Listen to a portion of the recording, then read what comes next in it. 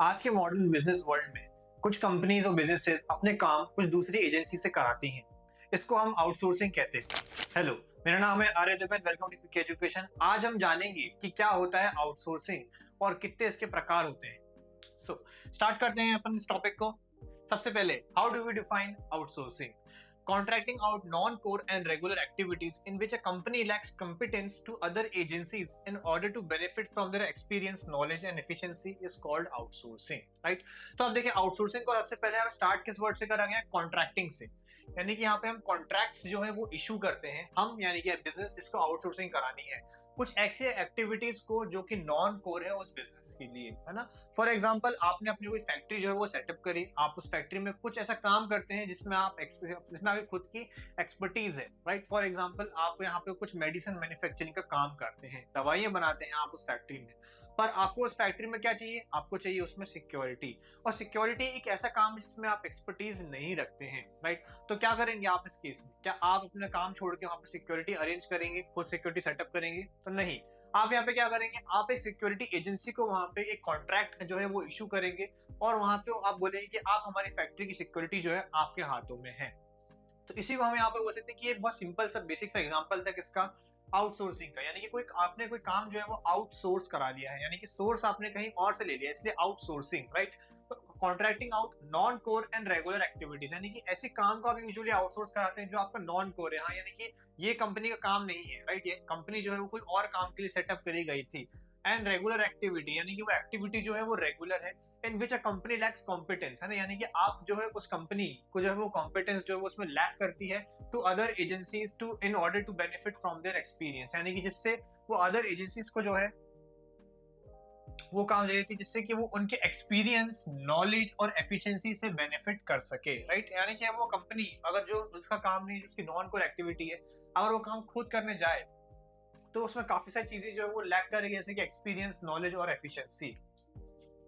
It is a business practice known as contracting out or business process outsourcing in which one company hires another company or an individual। यानी कि एक business practice है जहां पे हम contract कर देते हैं, कॉन्ट्रैक्चुअल बेसिस पे काम चलता है, जहां इसको या फिर हम बोलते हैं बिजनेस प्रोसेस आउटसोर्सिंग, जहां पे एक कंपनी दूसरी कंपनी सर्विसेज को हायर कर लेती है, राइट। यानी कि कोई कंपनी सेटअप है और वो अपनी सर्विस कहीं ना कहीं उनको दे रही है या फिर किसी इंडिविजुअल से वो हायर कर लेती है, such as a service provider or a vendor or a third party to perform tasks, handle operation or provide services that are normally or previously performed by the company's own employees। यानी कि ऐसा कोई काम, यानी कोई task जो कि वो यूजुअली किसी वेंडर या थर्ड पार्टी को देती है, जो उनको ऑपरेशंस जो है हैंडल करवाने हैं या फिर सर्विसेज करानी है, जो यूजुअली कंपनी में कोई और जो व्यक्ति है, कोई और एम्प्लॉय वो कर रहा था।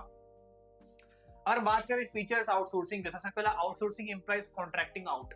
Outsourcing means sourcing from outside rather than performing it in house और in the organisation on its own. यानी कि इन हाउस नहीं करते हैं आप, है ना। इन हाउस का मतलब क्या होता है कि आपने खुद अपने कंपनी में उसको कहीं से खुद अपनी कंपनी के एम्प्लॉइज जो है वो उसे परफॉर्म नहीं कर रहे, बल्कि आप कॉन्ट्रैक्चुअल बेसिस पे यहाँ पे काम करा रहे हैं। यानी कि एक लीगल एग्रीमेंट के थ्रू आपने उन्हें काम दिया है करने के लिए और वो उसको कर रहे हैं, उसको फॉलो कर रहे हैं। या फिर अपनी खुद की ऑर्गेनाइजेशन में जो है वो काम जो है वो वहाँ पे ओरिजिनेट नहीं करता है। For example, most businesses have recruited their own sanitation employees to maintain the neatness, cleanliness, and overall housekeeping of their facility. That is, sanitation and housekeeping duties were carried out in-house. However, many corporations have recently begun to outsource these tasks. That is, they have entrusted these other agency to undertake these activities for their organization on a contractual basis, है ना। तो आप देख सकते हैं कि काफी सारी कंपनीज होती हैं, वहां पे हर एक कंपनी में सैनिटेशन तो उनको चाहिए ही होता है ना। तो कुछ कंपनीज जो होती है वो सैनिटेशन फैसिलिटीज जो है इन हाउस करती है, यानी कि वो खुद ही वहां पे जो है अपनी कंपनी में एक अलग ब्रांच सेटअप करके वहां पे उनसे खुद काम कराते हैं, जिससे कि वो नीटनेस, क्लीनलीनेस और ओवरऑल हाउसकीपिंग जो है उसका ध्यान रख सके। पर यहाँ पे आजकल जो देखेंगे कि आजकल काफी सारी कंपनीज और कॉर्पोरेशन जो है उन्होंने इन टास्क को भी आउटसोर्स कराना चालू कर दिया, यानी कि वो अदर एजेंसीज को वहां पे कॉन्ट्रैक्चुअल बेसिस पे हायर कर लेती हैं और उनको इंटरेस्ट करती है इन एक्टिविटीज के लिए। दूसरा, आपका non core business activities are generally outsource, यानी कि जो नॉन बिजनेस की नॉन कोर एक्टिविटीज होती हैं वो जनरली आउटसोर्स ही करा ली जाती हैं। Most organization do not prioritize sanitation and cleaning, यानी कि काफी सारी ऑर्गेनाइजेशन जो होता है सैनिटेशन और क्लीनिंग जो है ये उनका कंसर्न नहीं होता है ना, क्योंकि उनका कंसर्न होता है कि जो उनका बिजनेस एक्चुअली सेटअप है उस चीज पे फोकस करना।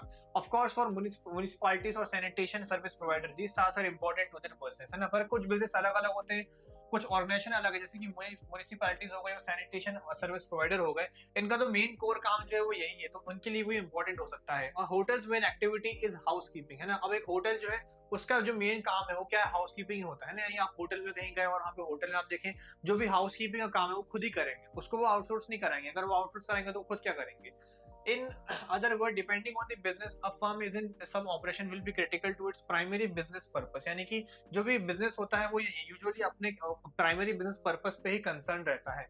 अदर एक्शंस में भी सीन सेकेंडरी और incidental to achieving the primary purpose, यानी कि बाकी जो भी एक्शंस या एक्टिविटीज है वो उसको ऐसा सेकेंडरी एक्टिविटी देखता है या फिर इंसिडेंटल एक्टिविटी। एग्जाम्पल के तौर पे the goal of school is to educate और develop children via academic and co curricular activities. These actions clearly define the main activities. Running a cafeteria, canteen और a book store is not a school's primary activity, है ना। तो आप जैसे कि आपके school में स्कूल का मेन कंसर्न क्या होता है, स्कूल का मेन कंसर्न होता है कि अपने बच्चों को एजुकेट करना, यानी कि उनके जो स्कूल में जो बच्चे पढ़ने आ रहे हैं उनको एजुकेट करना और उनका जो उनको डेवलप करना via academic and co curricular activities. और वहीं पर अगर हम बात करें सेकेंडरी एक्टिविटीज की, क्योंकि तो उनकी मेन एक्टिविटी हो गई है ना। स्कूल में आप जाते किस लिए, आप पढ़ने जाते हैं, राइट। स्कूल में जो है मेन एक्टिविटी अगर आपको पता नहीं हो तो स्कूल की पढ़ाने की एक्टिविटी होती है मेन। तो यहाँ पे स्कूल की मेन एक्टिविटी होती है वहाँ के बच्चों को एजुकेट करना। लेकिन वहीं पे अगर हम बात करें स्कूल में कैफेटेरिया जो कैंटीन होती है वो उनका मेन कंसर्न नहीं होता है, बुक स्टोर रन करना वो उनका मेन कंसर्न नहीं होता है। तो यहाँ पे इस केस में जो उनका मेन कंसर्न नहीं होता है वो उसे आउटसोर्स कर देते हैं। तो इसलिए आप देखें कई बार आप कैंटीन में स्कूल के जाएं तो वहाँ पे खाना इसलिए इतना अच्छा भी नहीं होता है। When organizations first begin to experiment with the outsourcing, they may outsource solely non-core activities, यानी कि यहाँ पे जो ऑर्गेनाइजेशन जो थी जब उन्होंने एक्सपेरिमेंट करना चालू करा आउटसोर्स के साथ, तो यूजुअली उन्हें स्टार्ट कहाँ से करते थे, नॉन कोर एक्टिविटी से। However, as they gain experience managing interdependencies, they may begin to receive even fundamental function provided by the outsider, यानी कि जैसे जैसे उन्हें देखा कि उनको जो इंटरडिपेंडेंसीज है अलग अलग मैनेज करने में उनको जैसे जैसे प्रैक्टिस आती गई, तो उन लोगों ने काफी सारी जो फंक्शनल एक्टिविटीज है उनको भी आउटसाइडर से जो है आउटसोर्स करना चालू कर दिया। एग्जाम्पल के तौर पे इस चीज का, स्कूल में form a partnership with computer training facility to provide computer education to its student, यानी कि स्कूल का मेन काम क्या होता है, एजुकेशन होता है। लेकिन एक स्कूल जो है वो कंप्यूटर ट्रेनिंग फैसिलिटी के साथ पार्टनरशिप करके अपने जो स्टूडेंट्स हैं उनको कुछ अलग स्किल सिखा सकती है कंप्यूटर एजुकेशन में। थर्ड है processes might be outsource to a captive unit और third party. This represents how a company can outsource part of its activity to captive and third-party service provider. A multinational corporation deals with a diverse range of products and markets. A variety of procedure, including requirement selection and training, may be outsourced. It will assist to reduce operating cost by avoiding duplication of work. यानी कि जो काम है वो usually कोई captive unit या third party को जो है वो यूजुअली उससे आउटसोर्स कराया जाता है। जैसे कि एक मल्टीनेशनल कॉर्पोरेशन होती है, उन्हें काफी सारी लाइन ऑफ प्रोडक्ट्स होते हैं, काफी सारे डाइवर्स रेंज ऑफ प्रोडक्ट्स और मार्केट होते हैं। तो ऐसे केस में वो काफी सारे प्रोसीजर्स जो होते हैं जैसे रिक्वायरमेंट सिलेक्शन, ट्रेनिंग, ये सब जो है वो आउटसोर्स कराते हैं किसी और ऑर्गेनाइजेशन से अपनी कंपनी के लिए। इससे क्या होता है कि इससे उनकी ओवरऑल जो ऑपरेटिंग कॉस्ट है वो रिड्यूस होती है और डुप्लीकेशन ऑफ वर्क जो है वो रिड्यूस होता है। अब यहाँ पे देखते हैं स्कोप ऑफ आउटसोर्सिंग क्या क्या है। Outsourcing financial services in today's competitive market with fluctuating economic condition and high level of regulation, fund managers, bank managers and investment banks are considered middle and block offices as areas where they might gain competitive advantage। तो आज के आप competitive market में अगर देखें तो काफी high level of regulations होते हैं, जैसे फंड मैनेजर्स होते हैं, बैंक मैनेजर्स होते हैं, इन्वेस्टमेंट बैंक होते हैं, जिनको माना जाता है कि काफी इंपॉर्टेंट है किसी बिजनेस के लिए कॉम्पिटिटिव एडवांटेज गेन करने में। The difficulty is to identify innovative methods to reduce expenses, enhance flexibility and improve processing efficiency while maintaining control. तो आप देखें अब बिजनेस जो है जैसे ऐसे दिन ब दिन जो है कॉम्प्लेक्स होते जा रहा है, तो यहाँ पे डिफिकल्टी जो है वो यही होती है कि कैसे हम इनोवेटिव मेथड्स को आइडेंटिफाई करें, जैसे हम ओवरऑल एक बिजनेस में एक्सपेंस को कम कर सकें, फ्लेक्सिबिलिटी को बढ़ाएं और ओवरऑल जो हमारी प्रोसेसिंग एफिशिएंसी है उसको भी बढ़ाएं, ये सब while maintaining control. Financial services must be outsourced to a provider with subject expertise as well as experience that differentiates you from the competition, है ना। तो आप देखें यहाँ पे ऐसे केसेस में फाइनेंशियल सर्विस है उनको तो आउटसोर्स कराना ही कराना पड़ता है, बिकॉज अगर कोई खुद बिजनेस ऑर्गेनाइजेशन इनको खुद कैरी आउट करना चाहे तो फिर बाकी जो एस्पेक्ट्स हैं बिजनेस के वो उनको नजरअंदाज कर सकती है। नेक्स्ट आते हैं यहाँ पे outsourcing technological services. Technological services is changing at such a rapid pace that it is hard to keep up with the new innovations. Recent innovation in the industry might result in a new language being used on a regular basis by stakeholders, है ना। तो आप देखें यहाँ पे जो technological हमारे advancements हैं वो काफी रैपिड पेस पे आज के टाइम पे बढ़ रहे हैं, राइट। और इनोवेशन जो है वो दिन ब दिन नए आते जा रहे हैं और इंडस्ट्री में जो है कई बार ऐसा होता है कि कोई नई लैंग्वेज इस्तेमाल करी जा रही है किसी और स्टेक होल्डर के द्वारा। Documents containing out of date terms and information might indicate the technology utilized is out of date, है ना। और डॉक्यूमेंट्स, ऐसे डॉक्यूमेंट्स जो out of date terms information दिखा रहे हैं, इससे ये दर्शाएगा कि वहाँ पे कहीं ना कहीं आउट ऑफ डेट टेक्नोलॉजी जो है आप इस्तेमाल कर रहे थे। तो इसलिए एक one must rely on professional who are aware of the current developments in the world of technology in order to be on the leading edge of technology. यानी कि फिर आपको ऐसे लोगों पर रिलाई करना जरूरी है जो कि प्रोफेशनल्स हों और जो अच्छे से अवेयर हो करंट डेवलपमेंट्स के बारे में, जिस कारण से जो है आप कहीं ना कहीं उस बिजनेस में ओवरऑल लीड कर सकें। Next are writing services. Writing may be outsourced in two ways: copywriting and proofreading. Companies may not have the funds to engage a professional writer, but they still want their advertising and marketing content to be appealing and captivating. As a result, they outsource the job to freelance writers who are hired on a contract basis to execute particular task. है ना। देखिए आज के time पे writing जो आज भी relevant है, copy writing and proof reading हो गया, है ना।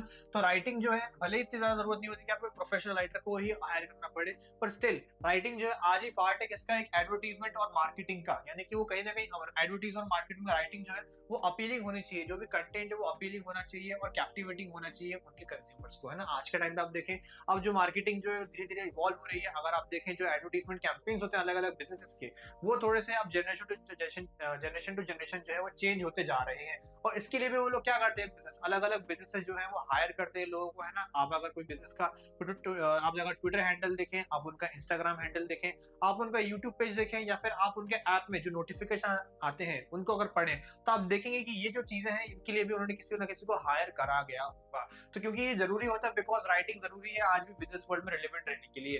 As a result they outsource the job to freelance writer, यानी कि फ्रीलांस राइटर्स जो होते हैं वो उनको इसको जॉब को आउटसोर्स करते हैं, हुआ hired on a contract basis to execute particular task, है ना। और इनको हायर कराते हैं किस पे, कॉन्ट्रैक्ट बेसिस पे, यानी कि बेसिकली आउटसोर्स करते हैं।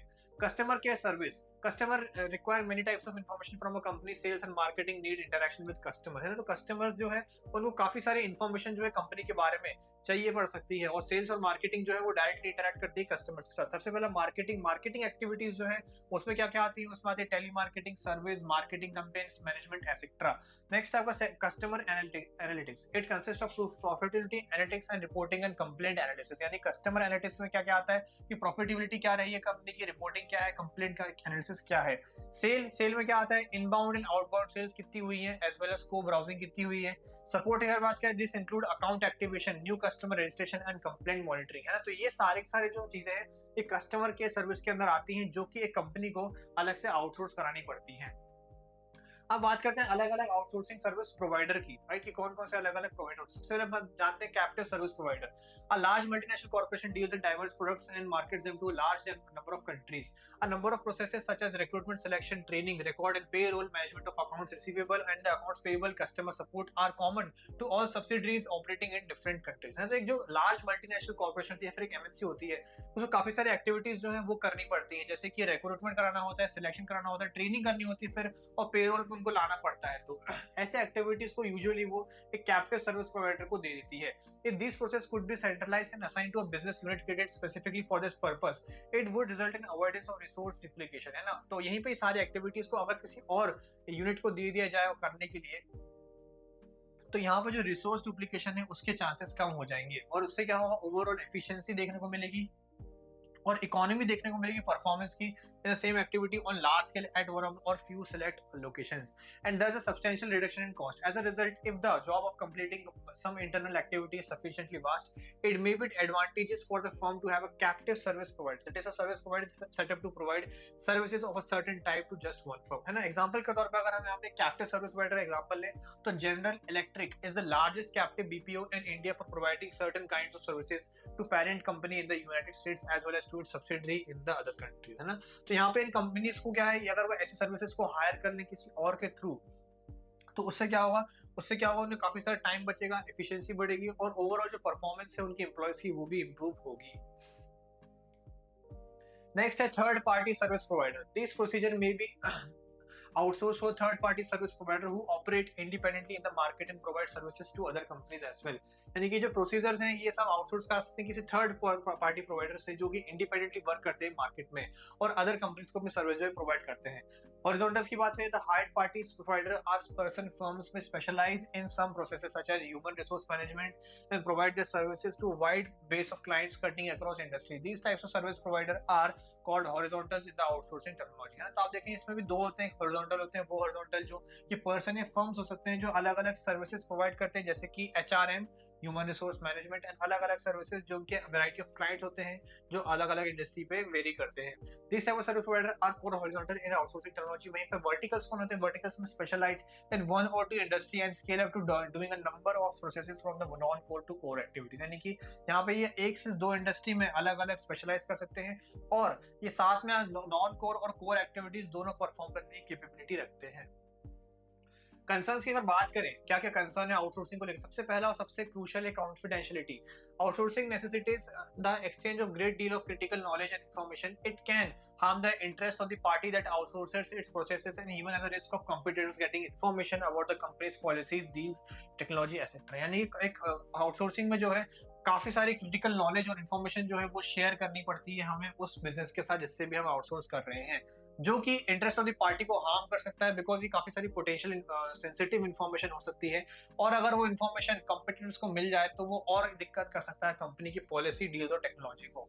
Sweat shopping, the country which outsource their work seek to get maximum benefit from low cost manpower of the host country. Moreover, the work outsourced requires doing skill instead of thinking skill, which does not build competency and capability of the outsourcing partner. यानी कि यहाँ पे जो sweat shopping का मतलब क्या होता है कि यहाँ पे जो कंपनीज जो आउटसोर्स के लिए लोगों को ढूंढती हैं वो यूजुअली लो कॉस्ट देखती हैं कि लो कॉस्ट में जो काम है वो हो सके, और यूजुअली वो ऐसी होस्ट कंट्रीज में ढूंढती हैं और यहाँ पे जो काम कराया जाता है वो उनसे ज्यादा डूइंग स्किल्स पे यानी कि काम कराने पे ज्यादा फोकस रखती है इंस्टेड ऑफ थिंकिंग स्किल, कि उनसे अलग अलग जो स्किल्स है वो डेवलप करवाना है, फिर इनोवेटिव आइडियाज करना। जिस कारण से जो आउटसोर्सिंग पार्टनर होता है उसका कोई भी जो कंपिटेंट डेवलपमेंट है वो नहीं हो पाता, ना ही उसकी कैपेबिलिटी जो है वो इंक्रीज हो पाती है। Ethical concerns, in order to cut the cost, company has to outsource the work or get the job done from other countries where the work is done in an unethical way. For example, in some of the developing countries, weak laws prevail for the child labor and women. यानी कि यहाँ पे ethical concerns भी आ जाते हैं जहाँ पे company काम बस कराने में फोकस रहती है और उनको कोई भी उससे बाकी चीजों से मतलब नहीं होता कि वो जो काम है वो किसी एथिकल वे में करा रहे हैं या नहीं करा रहे हैं। जैसे कि डेवलपिंग कंट्रीज में जहाँ पे लॉज वीक हैं जिसके लिए चाइल्ड लेबर और वुमेन के लिए वहाँ पे आउटसोर्सिंग जो है एक तरह से अनएथिकल हो सकती है। Resentment in the home countries, because of outsourcing, employment opportunities are shifted to other countries indirectly. Resentment is caused in the home countries amongst the people, especially when home country is suffering from the problem of unemployment. यानी कि outsourcing कराने से जो home countries है कहीं ना कहीं उनका जो नॉलेज है, जो उनका मैन पावर है वो कहीं ना कहीं बाहरी कंट्रीज में जो है वो शिफ्ट करा जा रहा है। यानी कि जो एम्प्लॉयमेंट अपॉर्चुनिटी है वो होम कंट्री के बजाय बाहरी कंट्रीज में शिफ्ट करा जा रहा है, जिससे कि रिजेंटमेंट, एक हार्ट फीलिंग जो है वो हो सकती है किसके लिए? होम कंट्री के जो वहाँ के लोग हैं उनके लिए, क्योंकि वहाँ पे जो ओवरऑल पहले से अगर अनएम्प्लॉयमेंट की प्रॉब्लम एग्जिस्ट कर रही है। सो अब हमें देखते हैं कि आउटसोर्सिंग को भी हमने अलग अलग उसमें डिवाइड करा है। सबसे पहले हम जानते हैं कि क्या होती है बिजनेस प्रोसेस आउटसोर्सिंग, जिसको हम शॉर्टली BPO बोलेंगे। Business jargon, business process outsourcing is contracting out some of the company's non core task and responsibilities to a third party. It keeps an emphasis on main activities despite outsourcing non primary business to a vendor. It is effectively carry out corporate endeavours and outside of the organization. यानी कि यहाँ पे एक company जो non core task और responsibilities जो है वो दूसरी कंपनी या थर्ड पार्टी को दे देती है और यहाँ पे यूजुअली अपने मेन एक्टिविटीज जो है उस पर फोकस कर सके, ना कि जो नॉन प्राइमरी बिजनेस होता है वो अपने वेंडर को दे देती है। The strategy is commonly used in the industrial sector. A few lateral functions that make up the BPO services are accounting, customer relation, payroll and human resources। यानी कि जो स्ट्रेटजी है इंडस्ट्रियल सेक्टर में काफी कॉमन है, because यहाँ BPO service में जो इंक्लूडेड होती है सर्विसेज वो होती है accounting, customer relation, payroll and human resources. The fundamental characteristics of BPO are workforce availability, cost effectiveness, speed and flexibility। है ना, तो यहाँ पे जो मेन कैरेक्टरिस्टिक्स है BPO के वो क्या है कि यहाँ पे वर्कफोर्स अवेलेबल रहता है, हमेशा कॉस्ट इफेक्टिव रहता है, स्पीड एंड फ्लेक्सिबिलिटी रहती है। एग्जांपल के तौर पे a company manufacturing contract with supply chain management expert to handle its supply chain management. Therefore, it simply means contracting with an outside service provider to handle one or more non-core business activity procedure। यानी कि company है वो चाहती है कि कोई दूसरी third party जो है उसका जो सप्लाई चेन है उसको मैनेज कर ले। तो इस केस में जो है यहाँ पे बेसिकली वो कॉन्ट्रैक्ट कर रहे हैं कि आप हमारे सप्लाई का जो काम है आपसे आप देखेंगे और यहाँ पे ये उनका जो नॉन कोर काम है वो इस तरह से वही बिजनेस संभालेगा। There are two parties, the client company, the outsourced and the vendor और the outside service provider, the outsourcer है। तो आप देखें यहाँ पे दो टर्म्स हैं। जो काम कंपनी करवाना चाहती है, यानी जो कंपनी जो आउटसोर्सिंग करवा रही है उसको हम बोलते हैं द आउटसोर्स्ड, और जो काम जिससे एक्चुअली में जो करता है उनके लिए उसको हम बोलते हैं द आउटसोर्सर। कैटेगरीज देखें बीपीओ की, तो based on where they are located BPO organization में भी कैटेगराइज्ड टू सेवरल। पहले है on shore outsourcing, when a company hires a service provider based on the same country, यानी कि ऑन शोर किसको बोलते हैं, जब वो सेम कंट्री में एक्सेस करता हो, इसको हम डोमेस्टिक आउटसोर्सिंग भी कहते हैं। दूसरा है when a company hires service provider in neighbouring country, it is referred to as near shore outsource, यानी कि जो कंपनी जो है किसी नेबरिंग कंट्री से उसको सर्विस को आउटसोर्स कराती है, कोई आजू बाजू की पड़ोसी कंट्री से, उसको नियर शोर आउटसोर्सिंग बोलते हैं। और तीसरा when a company hires service provider in another country, this practice is known as offshore, यानी कि जब कोई दूसरी बाहर की कंट्री से वो कराती है तो उसको बोलते हैं ऑफशोर आउटसोर्सिंग। नेक्स्ट यहाँ पे देखते हैं नॉलेज प्रोसेस आउटसोर्सिंग। तो क्या होती है केपीओ, यानी knowledge process outsourcing. Knowledge process outsourcing is the process of outsourcing complex high level work from a firm to a vendor, है ना। तो आप देखें यहाँ पे भी जो वर्क है वहाँ पे वो आउटसोर्स करा रहे हैं, लेकिन यहाँ पे जो वर्क है उसको स्पेसिफिकली डिफाइन करा गया है complex high level work from a firm to a vendor. Therefore, the task that the company would outsource are core activities. है तो यूजुअली यहाँ पे जो कंपनी जो टास्क आउटसोर्स कराती है वो उनकी कोर एक्टिविटीज होती है, ना कि non core activities. They require expertise, technical knowledge and skill. In order to cut cost, a company may sometime offshore specific task और outsource them to a different company और a subsidiary situated in the same country, है ना। तो यहाँ पे usually जो काम होता है वो उसमें टेक्निकल नॉलेज और स्किल की जरूरत होती है, और कॉस्ट कट करने के लिए कंपनी अक्सर ऑफशोर स्पेसिफिक जो टास्क होते हैं उनको आउटसोर्स कर लेती है किसी डिफरेंट कंपनी या फिर किसी सब्सिडरी को। तो केपीओ जो है वो एक्चुअली में ज्यादा चैलेंजिंग होता है बीपीओ से। BPO service are non core activities that are outsource, यानी कि बीपीओ यूजुअली जो होता है नॉन कोर एक्टिविटीज के लिए होता है, वेयर एज केपीओ जो होता है वो एक सबसेट है बीपीओ का। KPO on the other hand combines more fundamental task, है ना, यानी कि जो मोर कोर टास्क होते हैं, फंडामेंटल टास्क होते हैं, वो ज्यादा कंटेन करता है, जहाँ पे स्पेशलाइज्ड और टेक्निकल लेबर की जरूरत होती है। The company outsources to KPOs not to reduce its workload, but rather for the professional labor and subject expertise, because competent and educated labor is far less expensive in developing nations like India, है ना। तो आप देखें यहाँ पे company usually KPO पे इसलिए निर्भर करती है कि उसे वर्कलोड अपना कम नहीं करना है, बल्कि उसको प्रोफेशनल लेबर की जरूरत है। उसका काम ही कुछ ऐसा है जो प्रोफेशनल लेबर को रिक्वायर करता है और एक्सपर्टीज को रिक्वायर करता है। एंड एजुकेटेड लेबर जो होता है यूजुअली डेवलपिंग नेशंस में ज्यादा चीप होती है, जैसे कि India. It also represents an opportunity to lower expense, है ना। तो यहाँ पे एक जो एक्सपेंस है उसे कम करने की भी अपॉर्चुनिटी प्रोवाइड करती है। A KPO therefore acts as an umbrella covering a variety of operations. KPO come in a wide variety of forms, including market research, legal discovery, financial research, pharmaceutical and biotechnology, data analytics, creative design and technical content writing. तो KPO जो है उसमें क्या क्या आता है ना, क्योंकि केपीओ के अंदर काफी सारी वाइड वैरायटी ऑफ ऑपरेशंस जो है वो कवर होते हैं, इसलिए हम उसको एक अम्ब्रेला की तरह बोलते हैं, ये एक्ट करता है। तो यहाँ पे जो काम जो यूजुअली केपीओ के अंदर आते हैं वो होते हैं market research, legal discovery, financial research, pharmaceutical and biotechnology, data analytics and creative design and technical content writing etcetera. ये सारे के सारे एक्टिविटीज जो है केपीओ के अंदर आ जाती है। आउटसोर्सिंग एक स्मार्ट बिजनेस स्ट्रेटेजी है जो बिजनेस को और एफिशिएंट बनाती है, बस हमें इसमें ट्रस्ट और डेटा सिक्योरिटी का ध्यान रखना जरूरी होता है। आई होप आपको वीडियो अच्छा लगा हो। अगर आपको वीडियो पसंद आया तो आप इस वीडियो को लाइक शेयर सब्सक्राइब करना ना भूलें, और मेरे ऐसे और वीडियोस को देखने के लिए आज ही डाउनलोड करें फिक एजुकेशन ऐप को।